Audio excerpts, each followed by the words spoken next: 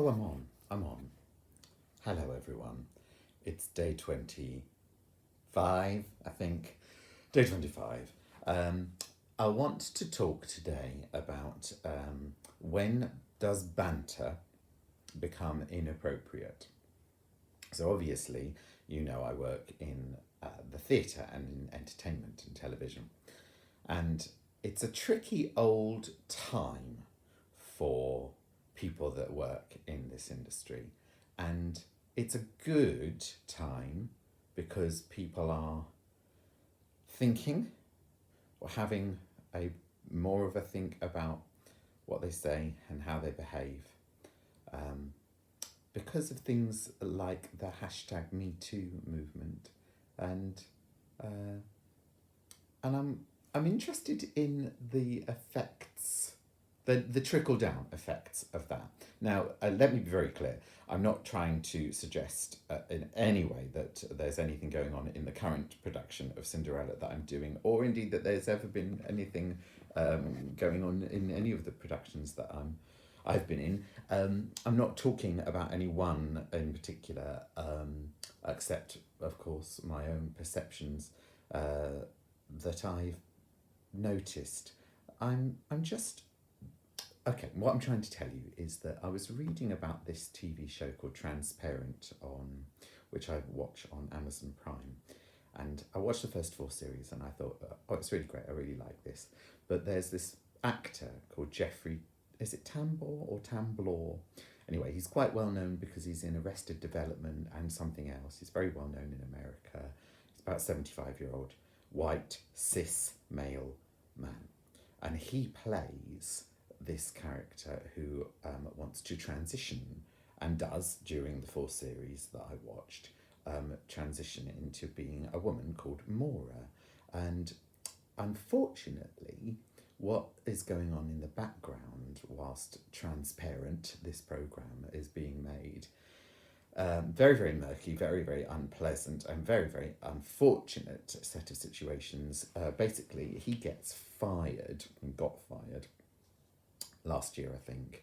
And they made a season 5 finale, a musical finale, an hour and a half special, to sort of wrap things up for the fans and tell us what happened with the other characters. But he wasn't in it. They killed Mora off because he got fired because of allegations of his behaviour on set, his behaviour being inappropriate.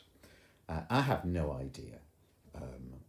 I don't know anybody that works on Transparent, and I'm not trying to pick sides at all by bringing this up, because I can see both sides really clearly, and I'm really sad because Transparent's a really important program. It shone a light in an entertaining way on a really important, I think, a really important issue for people in our times to get their heads around.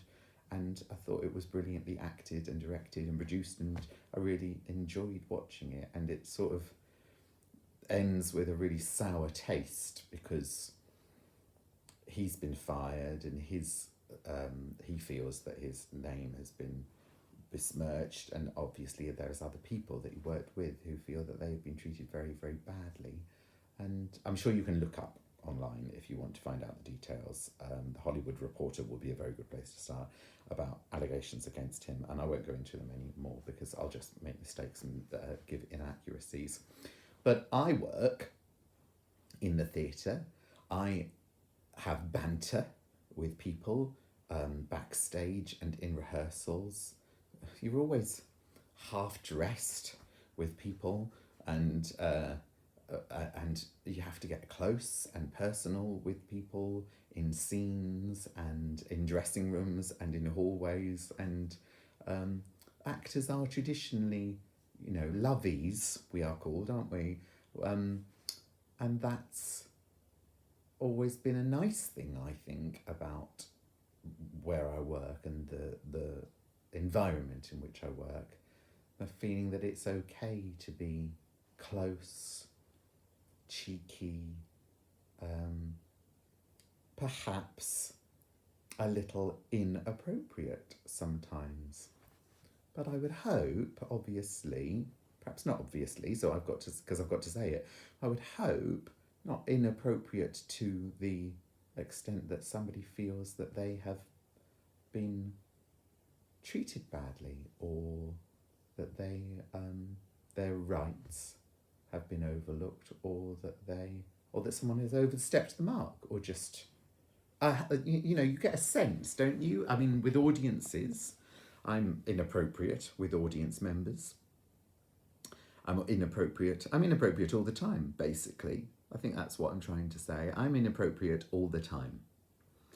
And when I was reading about what's happened with Transparent, I started to get a bit worried about the knock-on effects from important, very, very. I'm not in any way trying to argue that movements like Me Too are not important and I shouldn't have a light shone on them, but I do want to know what the end, where it ends, and whether we're going to be in a world where people feel really, really, really like, is it okay to shake your hand now? Is it all right to give you a hug? And maybe you feel that that's completely how people should behave, and that unless it's absolutely 100% sort of, you know,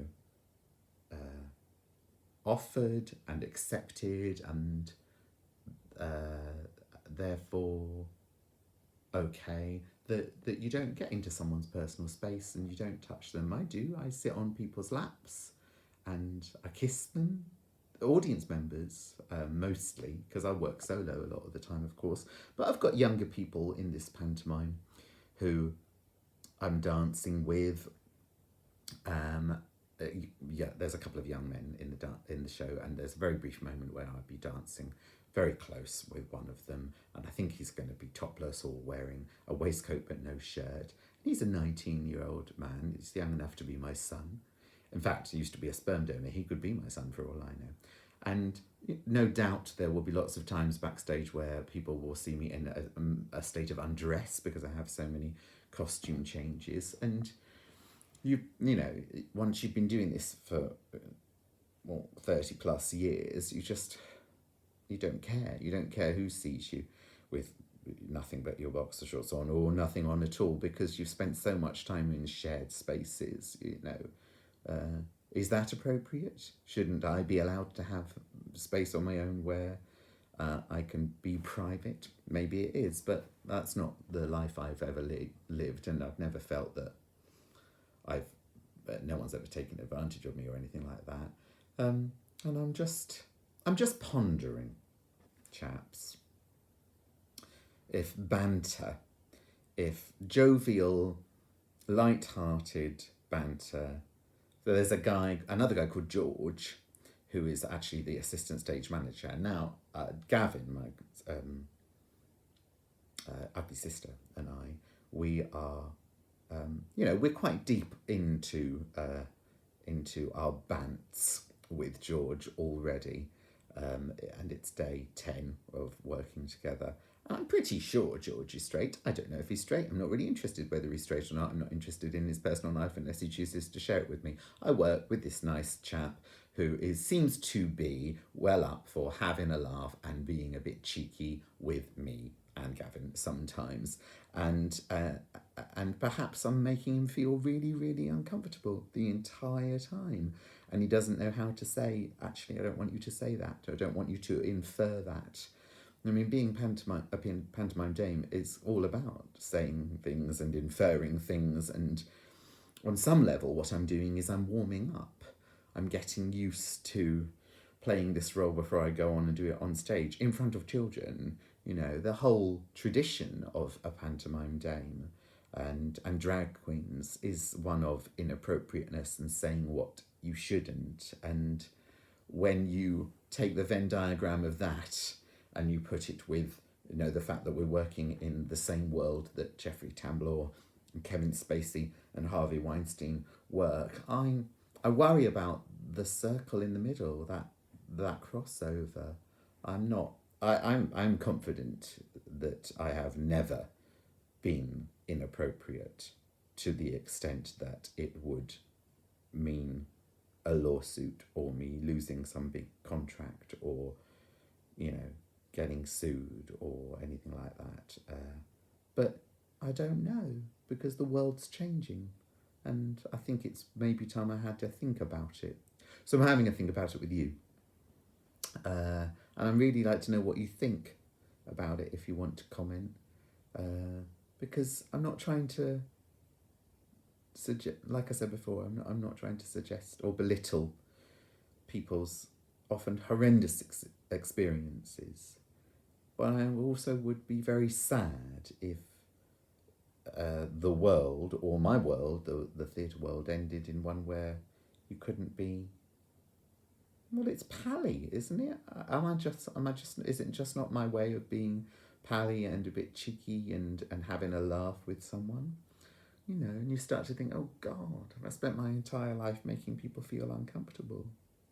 And that's, well, I hope they'd say. But then, of course, people feel that they can't say because, well, for whatever reason, they feel they can't say. We've heard many stories like that, haven't we? So, yes, it is my day off. And I ponder.